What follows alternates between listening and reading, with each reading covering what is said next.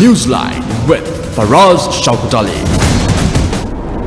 And a very good evening to you and welcome to Newsline Live. We're broadcasting, as we almost always do, from the Newsfirst studios in Dalton Street in Colombo. And this evening we have got a guest who's been a long time missing on our program for no reason other than the fact that we'd not invited her. But she's right here with us, former Commissioner at the Human Rights Commission of Sri Lanka and now part of the Open Society Foundation, Miss Ambica Sathkunanadan. Very good evening to you, Ambica. Good evening, Faraz. And welcome back onto Newsline. Thank you. Now then, you recently, the reason I'm asking this is that a few days ago, day before yesterday, a suspect in a case was killed whilst being in police custody or in the care of the police, and that person was killed. And this is not the first time this sort of thing happens. We've also had cases where the president of the country has pardoned various or a person, much to the consternation of others. And so on that note, you also wrote an article in which you said that the death penalty should be done away with. What is your rationale about the death penalty, especially when Sri Lanka appears to be almost overwhelmed by the drug lords, and our prison systems are full of people who are either convicted for using drugs or selling drugs, distributing it and so on, but notably not importing it themselves. Well, I think my rationale for abolishing the death penalty is first that it's a very inhumane punishment. Under international law, it's also recognized as torture. The second thing is that evidence is shown, that is research done in other countries and even our prison statistics actually show that the death penalty is not a deterrent, which means it does not stop people from committing crimes. A good example of this is India, where we have the horrific rape and murder of Nirbhaya, and those responsible for it were sentenced to death, and this death sentence was carried out. But yet a few weeks ago we saw another horrific rape in Hathras.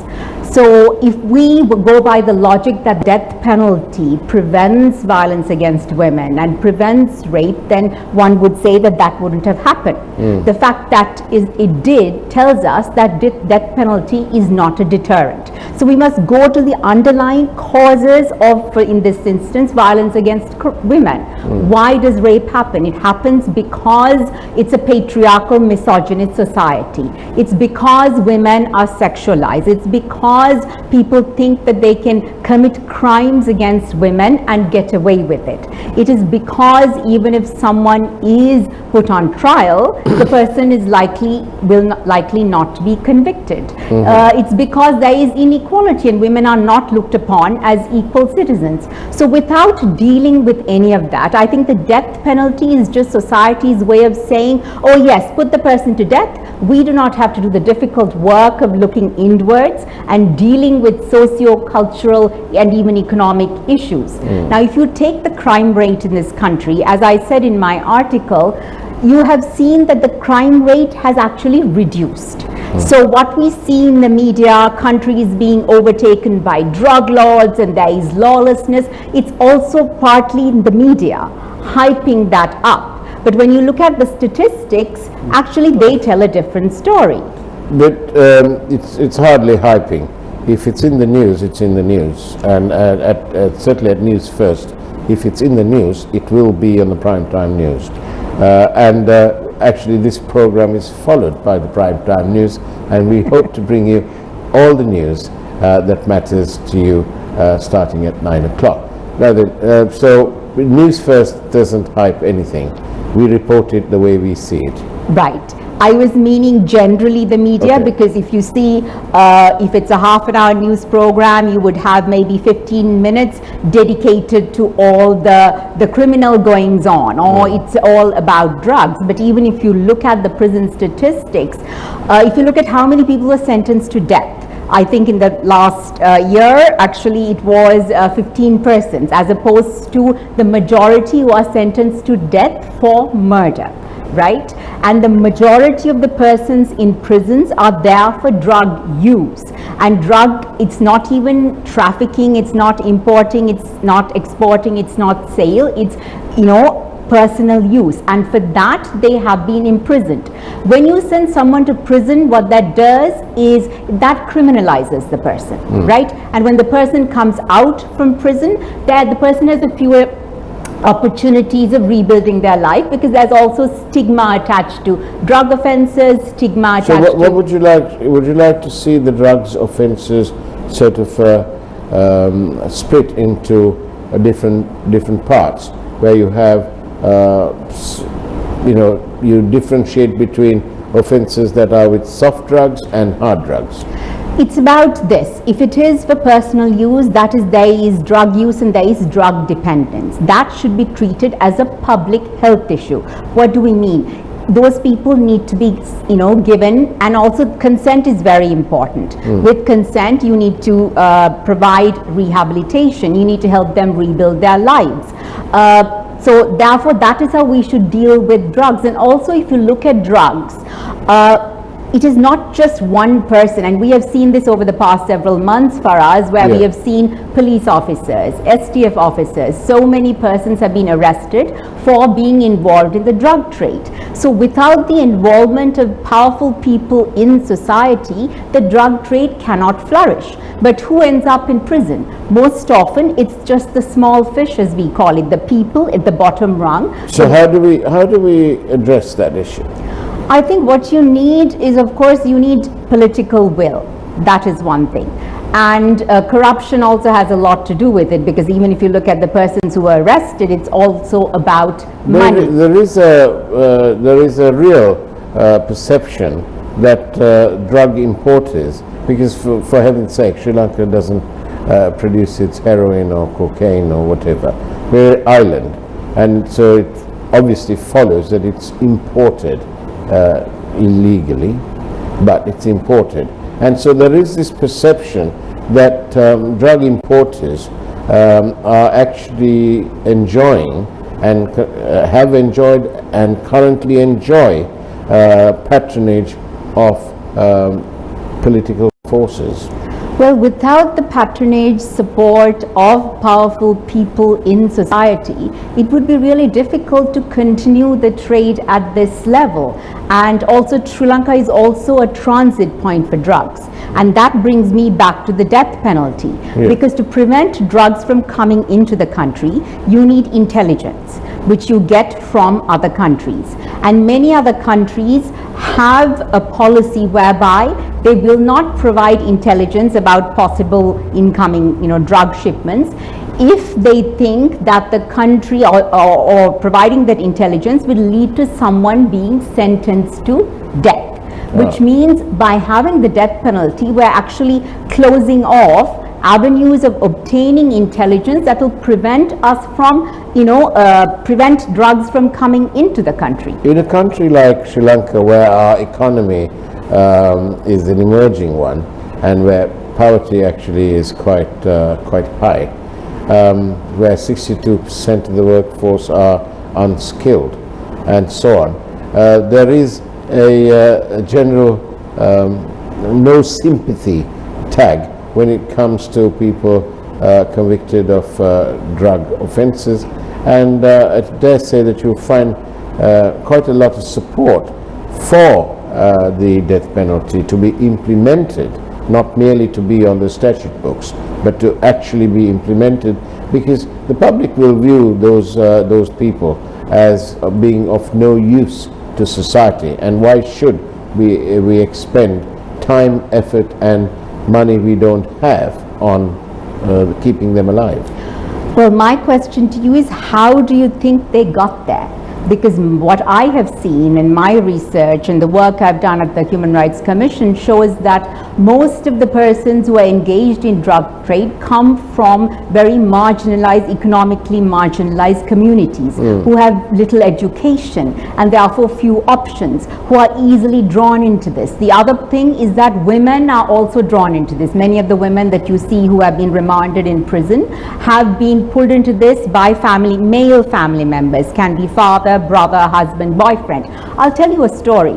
A woman that we came across who, when she was 16, she got into a relationship with the man. The man then forced her into engaging in sale of drugs, forced her into sex work, and then finally she was actually arrested, she was convicted, and now she's on death row. So you can see from a very young age what happened to her life. So therefore I think it's also social responsibility, because if you want to build a humane, law-abiding society, you cannot treat a large part of society as expendables. I can tell you a story too. Have I got time? Yes, I have, before the break. I have come across a family, one child, male, both parents in good good jobs, and they led a comfortable, happy life until the child was engulfed or dragged into drugs, into hard drugs, where it was originally given free, and by about the fifth or the sixth time fully engulfed in it. It has led to the complete destruction of that family, and being ostracized from village life and so on. So what about that aspect then? But I'm not actually denying that. I'm saying that is part of the drug trade, and if you want to prevent that, having the death penalty is not the solution. But even there, you can see he was pulled into it. But what kind of support did he get? Why was the family ostracized and stigmatized? If he is not able to rebuild his life and live with dignity, what do you think he's going to do next?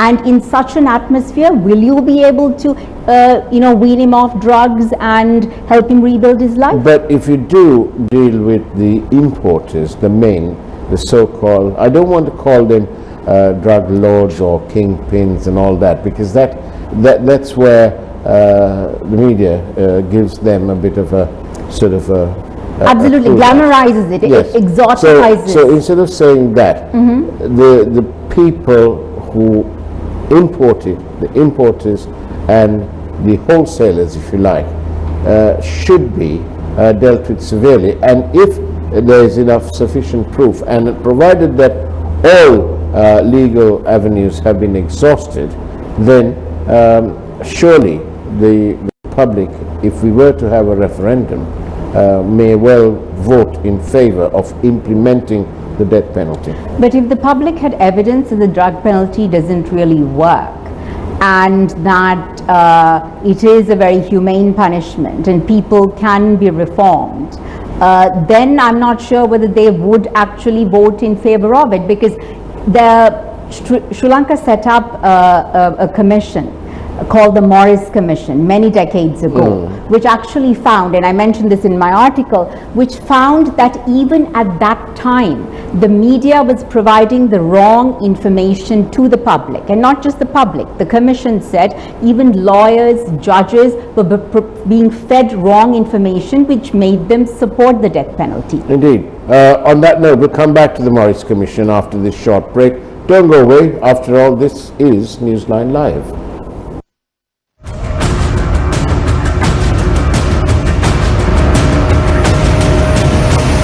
Newsfirst, Newsline with Faraz Shaukately.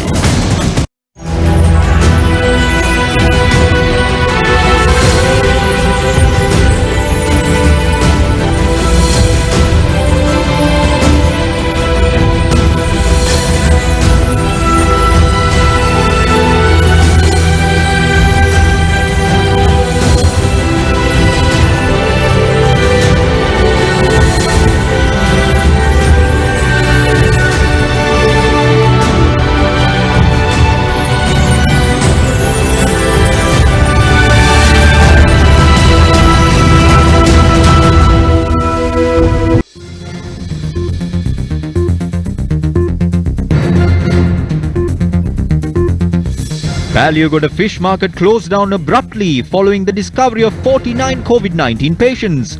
Traders and customers directed to quarantine centres. Quarantine curfew imposed to the entire Gampaha district with effect from 10 p.m. today. Debate on the second reading of the 20th Amendment commences. ඇයි ඔබතුමා මේ ඉන්න අග්‍රාමාත්‍යතුමාගේ බලතල සම්පූර්ණයෙන්ම කප්පාදු කරලා ඒක මම බලා ගන්න මම කියලා හරි පාඩිය Stern action will be taken if the ban on dual citizens entering the parliament is from Venerable Muruthettuwe Anandathero and other national organizations. SLFP engage in emergency talks at the Abherame temple. කිසිම රහස් සාකච්ඡාවක් නැහැ.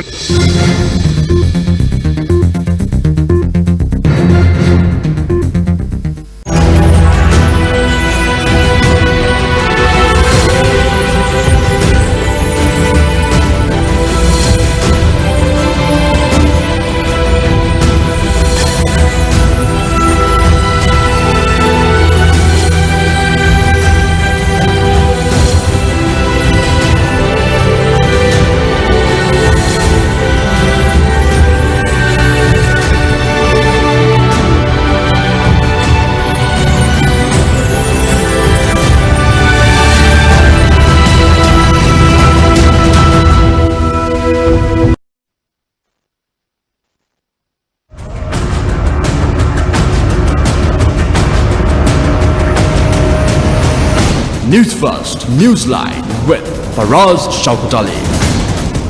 And welcome back to Newsline Live, and we are in conversation with Ms. Ambica Sathkunanadan. Now then, I'll probably move on to a few other things. What about things like, well, the easiest question is to ask is, dealing with our past, transitional justice. What chances are there now for transitional justice?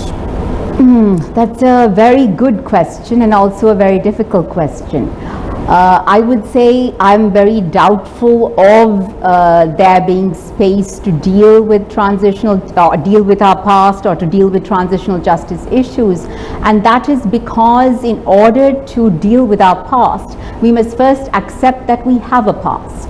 That we have a past where we had human rights violations, where many people were subject to enforced disappearances, where we've had custodial violence, we've had torture, we've had conflict-related violence.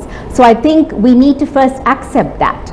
And what we find with the current government is that there is no acceptance of that. So when they even refuse to accept that we have a past that need to be dealt with, it is very doubtful that we will be able to do that. Right. But obviously, what about what would you like to see happen with the presidential pardon? What would you like to see? Would you like that to be dispensed with, or would you like it to be properly formulated in a transparent manner? Well, I think the presidential pardon in itself is, it's a good thing. There is a purpose for it. It's to enable the executive, in cases where there has been a miscarriage of justice, to enable the executive to pardon someone. So it's not necessarily a bad thing. The point is, or the question is, how is it being implemented? Is it transparent? Is there objective criteria to decide whether someone should be provided or given a pardon or not? Is it arbitrary? Is it subject to the whims and fancies of a single person? Now you look at a country, and we don't even have to go far, it's just, we can say India, where the judiciary, actually the presidential pardon or the pardon of the executive, is subject to judicial review, which is a good thing, because then it becomes transparent, and they've also come up with criteria on how such pardons should be given. So it's not necessarily a bad thing. It all depends on how it is implemented, because in a democracy, I think it's very important to be transparent. citizens should have the right to challenge what the government does and what the executive does. That is extremely important. Well, the most recent Supreme Court determination has made it quite clear that there cannot be a move to create a different class of person, that class who would not be subject to the law, unless, of course, there was a referendum of the people and the two-thirds majority. So that's pretty good. That's definitely a good thing. Yes. Right, but in that same way, when the president seems to have the ultimate right to give a pardon without consulting others. I know that there is supposedly a system, but the reason I'm saying supposedly is because it's not transparent. We don't know on what grounds a convicted murderer was released recently. Exactly, and that's my point, that it should be transparent, that there should be criteria, that it should be done in an objective manner, that it also should be subject to judicial review. That is very important. In case anyone's wondering why we're not mentioning the release of the Ratnayaka case, or why we're not mentioning that, that is because our guest tonight has a vested interest in that case, so we're not mentioning that. But I did mention the other case of the person convicted of murdering a young person, and there appears to be no rationale. Exactly, and that is why I think even in that instance there is an institution that works on the rights of women that has challenged that in the Supreme Court. For those very reasons, and there's also no evidence that the person has been that the person has rehabilitated, that the person, should have been given a pardon, and it's on that basis that the organization has, they've also challenged it in the Supreme Court. And overall, do you think that, I know I wasn't going to talk about it, but the 20th Amendment, overall, when it appears that it will get passed, and hopefully they'll take notice of what the Supreme Court determinations have been. Overall, will it help, will it strengthen the justice system? Well, in my personal opinion, and is that it is something that will actually undermine democracy, and this is something everyone has said, because if it weakens Parliament, if it centers power in one individual who then can exercise it at his or her whim and fancy, and then cannot be held accountable, if appointments to the judiciary are made by a single individual, if appointments to what are supposed to be independent commissions are made by one individual, do you think that is democracy, or? And that is the question. Exactly, and I would say it actually undermines democracy. It undermines the ability of citizens to challenge what the executive does. And at the end of the day, the executive is supposed to serve the people, is the servant of the people. And as a servant of the people, the executive should be subject to challenge, to critique. Because at the end of the day, you are accountable to the public, and not just to the public who elected you. You are accountable to every citizen of Sri Lanka. I mean, that is the core essence of democracy. But if you are of the mode that you can't take any criticism, and you are trying to do things which in your mind is for the benefit of the country, then clearly you'll be running into a problem, because a free and independent media like Newsfirst aren't going to be stopped. Indeed, that would become a problem, because freedom of expression, it's not just the media, it can be just people like me who come on this show, and if after we say all this, would there be reprisals or not? It could be journalists who write articles, it could be someone who puts a Facebook post critiquing the state or the executive, it could be a civil society organization that is doing human rights work. So it's about freedom of expression, freedom of association, and will these people be able to function freely and without fear of reprisals if they are critical of the state or if they challenge the state.